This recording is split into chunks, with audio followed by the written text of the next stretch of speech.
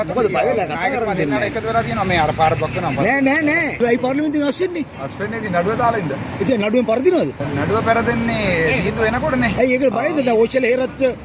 නේ නඩුව දැම්මේ මේ මම කැමති වෙලා මේ පාර්ලිමේන්තුවට ආපු එක්කෙනා නෙවෙයි මම MBBS ડોක්ටර් නේ ඒකට මේ පාර්ලිමේන්තුවේ ඉඳලා මට පඩි ගන්න ඕනේ නෑ මම හෙට ගිහිල්ලා පිටට ගිහිල්ලා ડોක්ටර් කෙනෙක් විදිහට වැඩ ගන්න පුළුවන් News 1 එහෙම හිතන්න එපා අපිට රක්ෂාව තියෙනවා රක්ෂාව ඉලපන තියෙන මිනිස්සු නැවෙන්නේ හැබැයි මේ නඩුව පෙරදෙන්න කලින් මම ඉල්ලාසනොත් නඩුව දාපු එක නතරදෙනවානේ ඒ නිසා තමයි ඉල්ලා අපරාධ ඉල්ලලාසන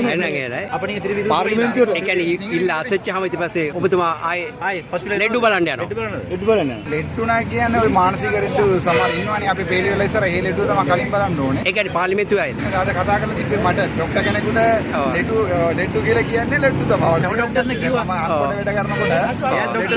එයා ડોක්ටර් කෙනෙක් අද සාකච්ඡාව ගැන මොකද හිතන්නේ අදද ඔව් අද ඉතින් මොකද බය වෙලා කතා කරන්නේ දෙන්න එකතු වෙලා තියෙනවා මේ අර පාර බක්ක නම් නෑ අවුලක් නෑ එතකොට මේ